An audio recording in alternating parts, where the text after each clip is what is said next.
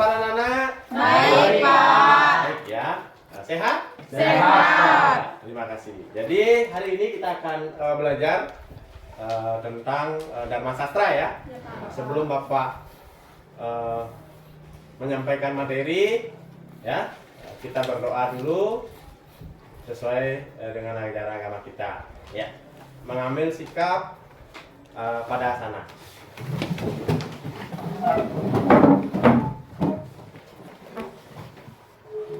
Ya.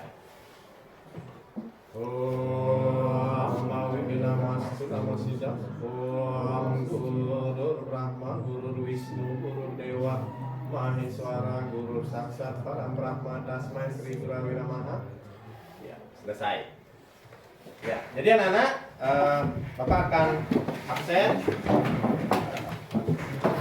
untuk kehadiran anak-anak ya pada pagi hari ini. Ya. Gede Wira ada? Ada, Pak. Ini ya. Ini, Pak. Oktadi? Ya, Pak. Nilo Purnadiari? Hadir, Pak. Iya. Bima? Ya, Pak. Sangayul, Pak? Hadir, Pak. Iya. Hasti? Hadir, Pak. Ya, jadi semua hadir ya anak-anak ya? Hadir. Ya, tidak ada yang tidak hadir ya pada pagi hari ini. Ya. Jadi pembelajaran kita pada hari ini, kenapa kurang semangat anak-anak ini ya? Bapak lihat ini. Pernah menyanyi anak-anak? Iya, kalau begitu kita menyanyi dulu ya anak-anak ya, supaya anak-anak semangat belajarnya. Ya. Bisa menyanyi ya? Bisa, Pak. Ya, silakan ikuti nih. Kita menyanyi ya. Ya, Pak.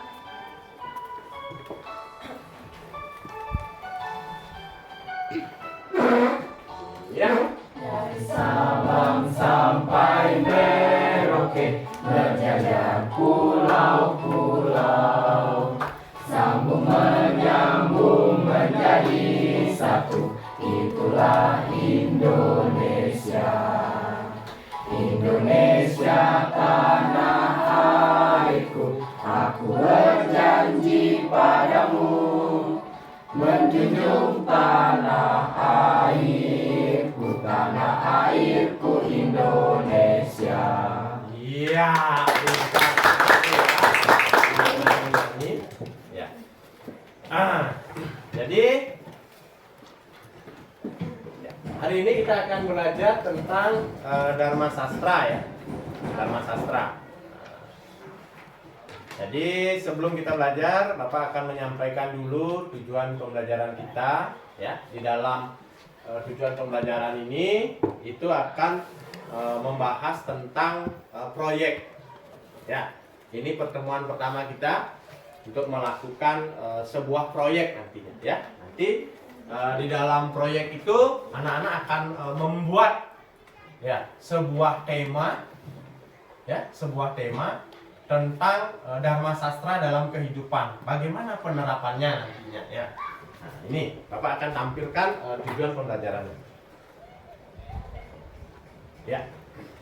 Jadi dalam tujuan pembelajaran di sini ada 3 ya yang Bapak tampilkan. Pertama adalah tentang penjelasan tentang Dharma Sastra dalam Catur Yuga, kemudian mengidentifikasi Dharma Sastra sebagai sumber hukum Hindu. Nah, kemudian yang terakhir adalah dapat menerapkan nilai-nilai Dharma Sastra dalam setiap yuga itu, ya. Jadi Dharma Sastra itu kan sebuah aturan yang mengatur tentang hukum Hindu, sehingga di dalam Dharma Sastra itu ada 4 siklus atau saman, ya. Nah, nanti kita akan coba mencari, ya. Sebelum kita masuk di tugas, ya. Sekilas dulu, ada yang tahu tentang Dharma Sastra itu, anak-anak? Saya, Pak. Pengertiannya Dharma Sastra itu. Ya, silakan, Anak Asti. Om Swastiastu. Ya, Om Swastiastu. Baik, saya akan menjelaskan apa itu Dharma Sastra. Dharma Sastra adalah Sumber hukum yang menguraikan kumpulan teks-teks kuno yang berfungsi sebagai sumber utama hukum dalam Hindu. Dharma Sastra memiliki peran sentral dalam membentuk struktur sosial, politik, dan spiritual dalam tradisi Hindu. Iya, pintar sekali ya keterangannya.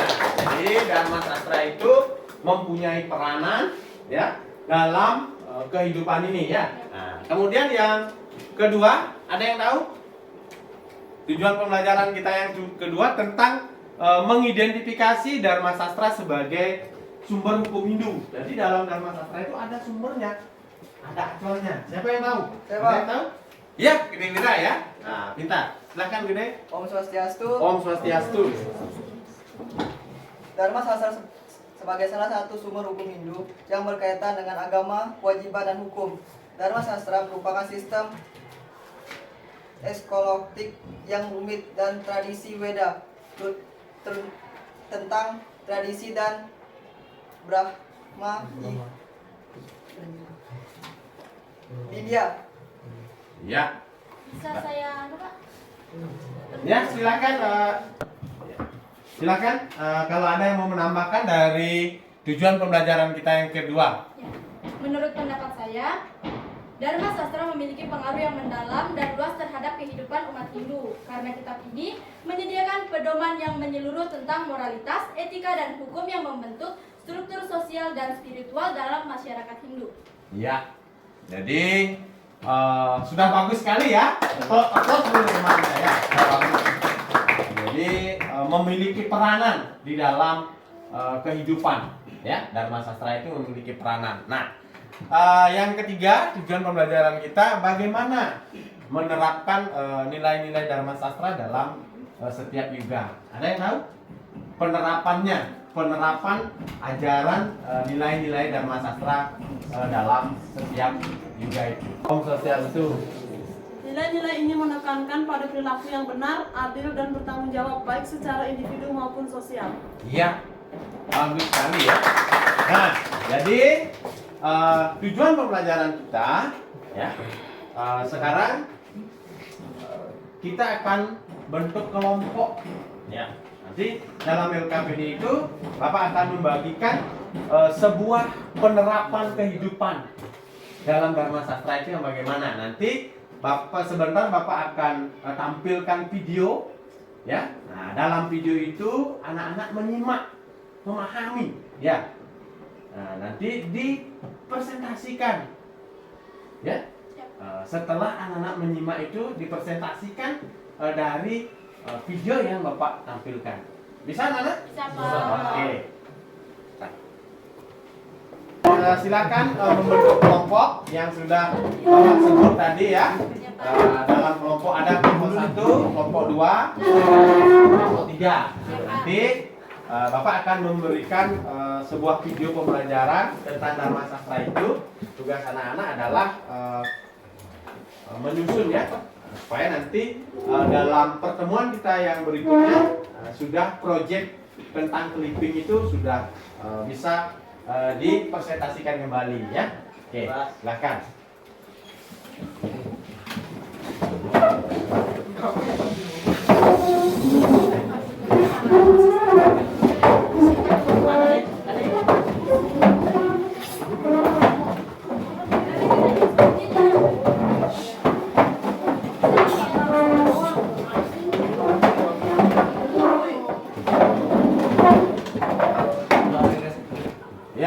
Ini ya anak-anak, Bapak akan memberikan LKPD sebagai lembar kerja supaya nanti anak-anak dalam menyelesaikan proyek ya, proyek tentang clipping.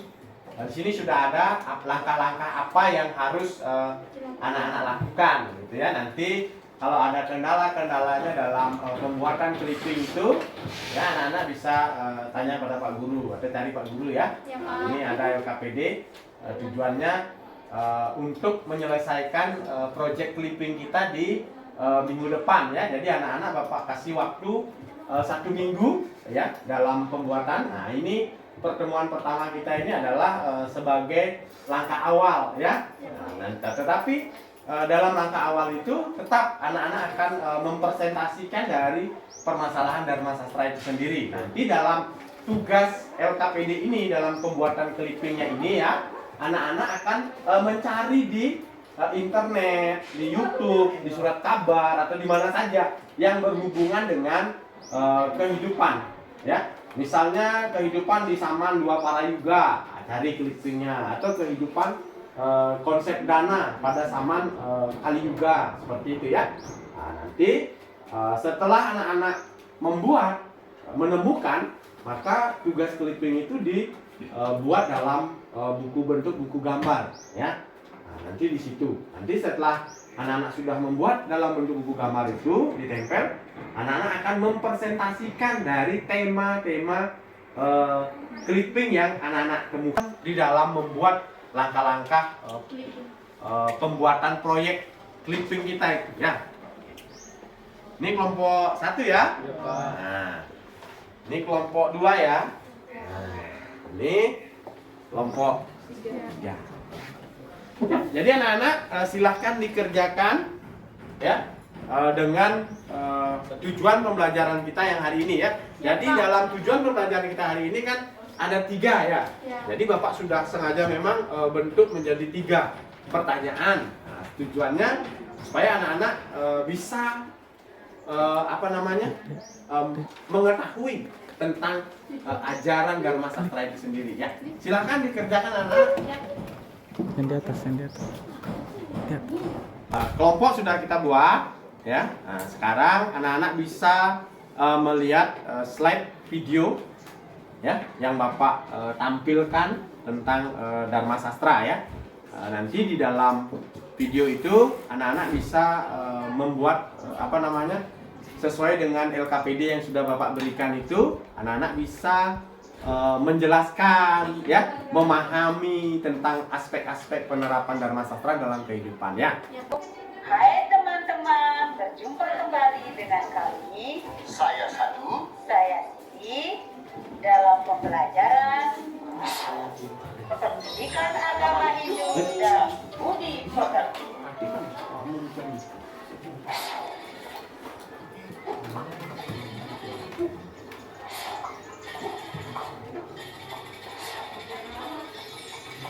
Pengertian Dharma Sastra. Dharma Sastra adalah sastra yang menguraikan tentang hukum Hindu atau Dharma dan kehidupan manusia.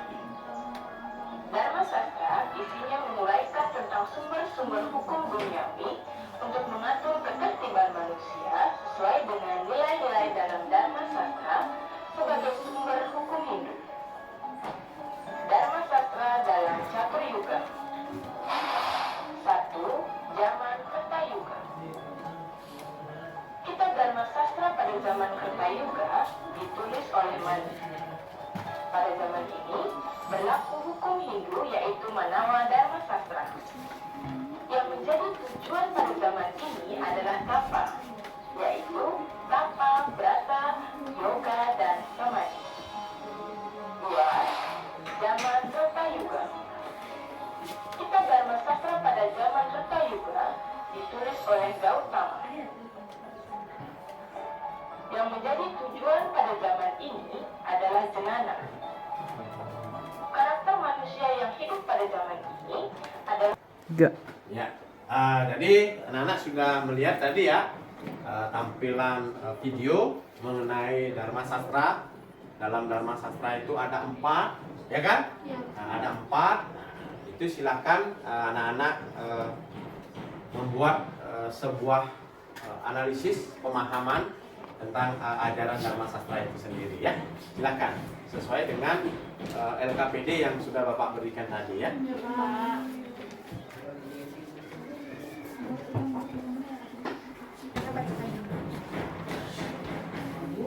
Yang pertama, memiliki kelompok membuat gambaran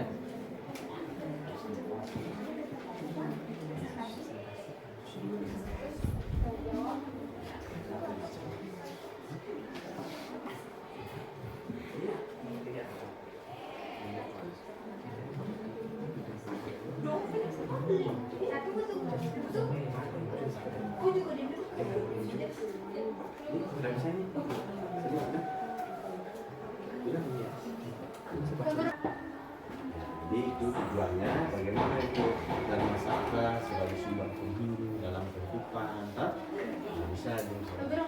Oh ya, silakan. Jadi ini kan sesuai keempat-empat, Pak. Ya. Jadi kita carinya sesuai dengan kehidupan keseharian. Ya, di dalam Dharma Sastra itu kan ada 4 ya. Sekarang dalam 4 saman itu kita sesuaikan dengan kehidupan kita sehari-hari, apa yang kita lakukan. Misalnya dalam saman Kertayuga misalnya, kehidupan saman dulu bagaimana, ya kan? Sekarang sesuai nggak dengan kehidupan kita pada saman ini, pada saat ini. Misalnya pada saman Dwaparayuga kan di situ saman itu menentukankan pada aspek ini, misalnya aspek ayatnya. Nah, apakah masih berlaku pada saat ini dalam kehidupan kita? Oke? Makasih, Pak. Ya.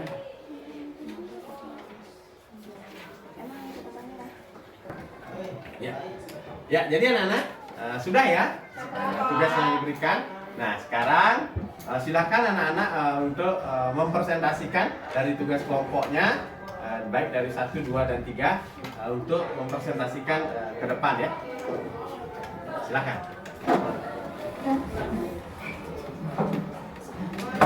Nggak usah di bawah bangkunya ya, dipresentasikan saja di depan ya. Silakan anak.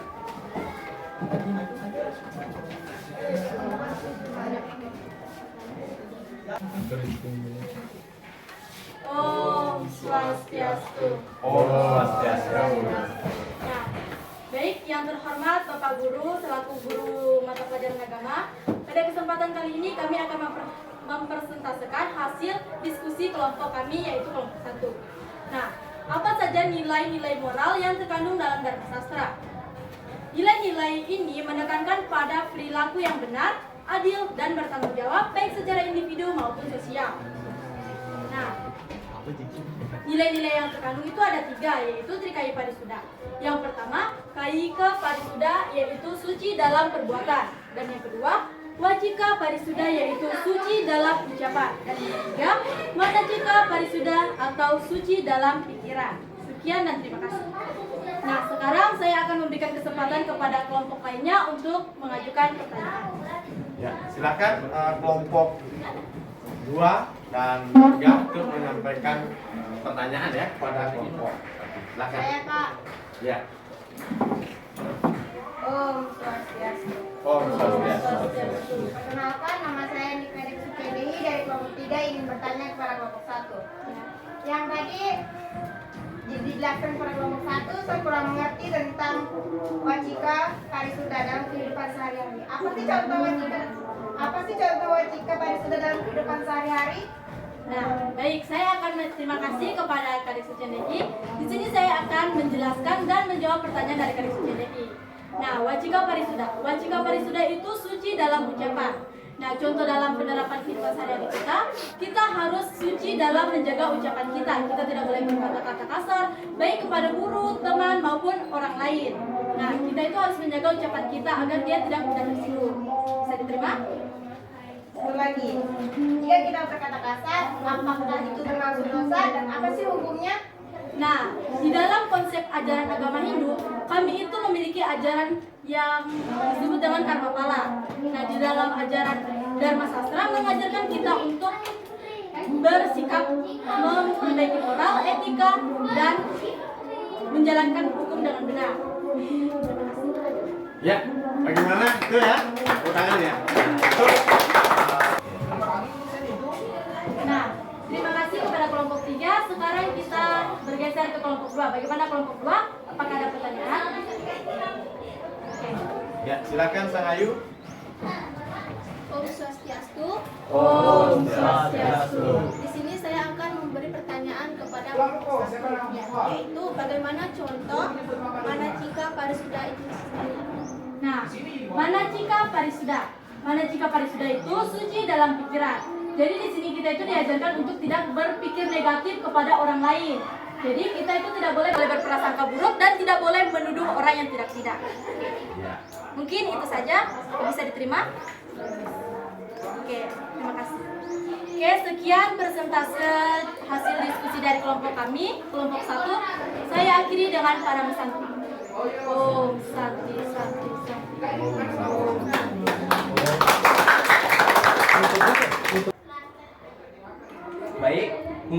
saja kalau dari kelompok kami, yaitu persentase dari kelompok kami yaitu kelompok 3, kurang dan lebihnya mohon bisa dimaafkan. Akhir kata saya tutup dengan puja Pramasanti. Om Santi Santi Santi. Ya, tepuk tangan ya Nak ya. Ya, jadi anak-anak tadi sudah bagus sekali ya dipresentasikan dari ketiga kelompok. Nah, sekarang siapa yang tahu tentang Dharma itu? Saya, Pak. Oh ya, Anasti ya, silakan.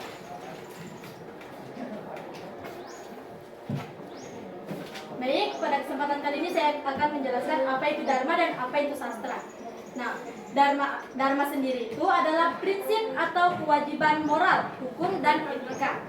Dan sastra merupakan teks atau ajaran yang berisi pedoman hidup. Ya, terima kasih ya.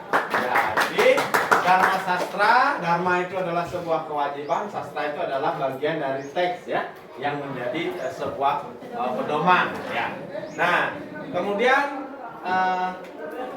di dalam Dharma sastra itu anak-anak ada berapa saman kira-kira anak-anak? Ada yang tahu? Ada berapa saman dalam catur yuga itu? Ada yang tahu ya? Ya. Ada yang tahu? Saya Pak. Iya, anak Pajar ya. Silakan Pajar. Om Swastiastu. Om Swastiastu ya.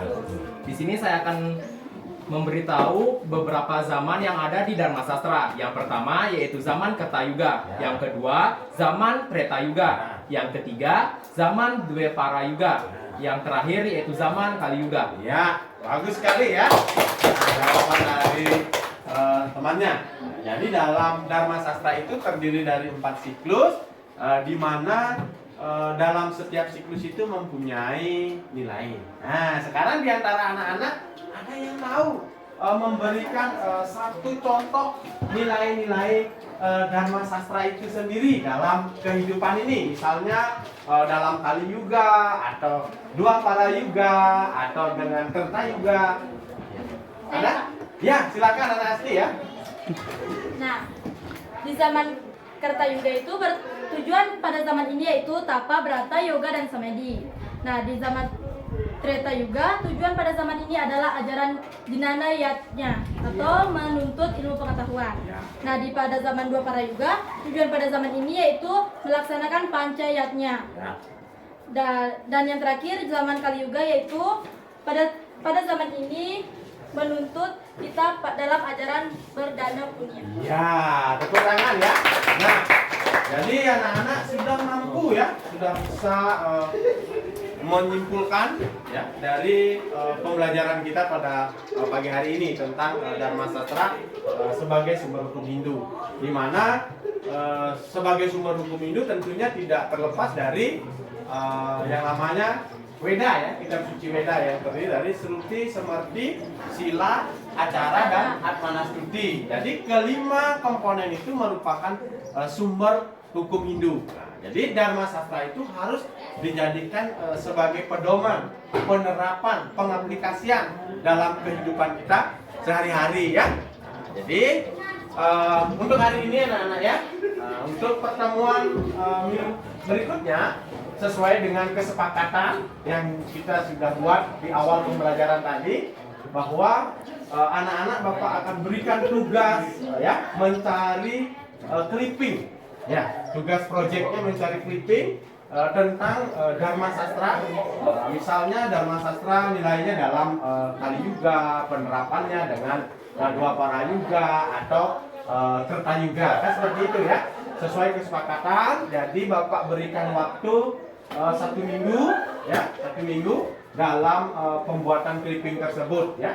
Nanti sesuaikan dengan kelompok yang sudah Bapak buat, maka nanti anak-anak juga akan mempresentasikan kembali sama seperti pembelajaran ini tentang proyek gambar atau clipping yang anak-anak dapatkan di internet, di YouTube, dan di surat kabar ya.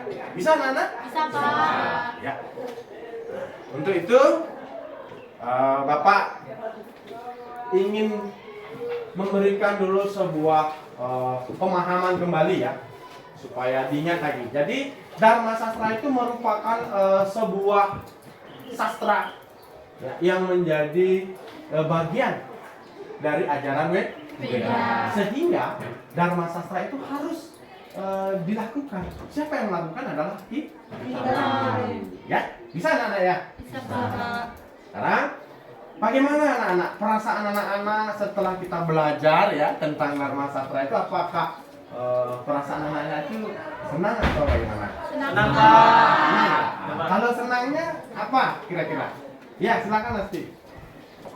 Nah, saya sedang belajar mengenai Dharma Sastra karena saya dapat mengetahui nilai-nilai Dharma Sastra yang bertujuan untuk membimbing umat Hindu menjalani kehidupan yang benar, adil, dan beretika yang baik. Iya, bagus sekali ya. Ya, jadi senang katanya, bahagia ya. Nah, jadi sebelum kita akhiri ya pembelajaran pada pagi hari ini, ya pembelajaran akan Bapak tutup sesuai dengan kesepakatan. Ingat tugasnya, proyeknya dikerjakan di rumah dalam tugas kelompok itu ya. Nanti kalau ada kendala dalam pembuatan tugas itu, langkah-langkah dalam pembuatan tugas, pencarian clipping itu sudah Bapak sampaikan dalam pembelajaran ini. Jadi Bapak tutup dengan ucapan Param Santi ya. Om Dewo Suksema Pramo Sintya Yenama Swaha. Om Santi Santi Santi.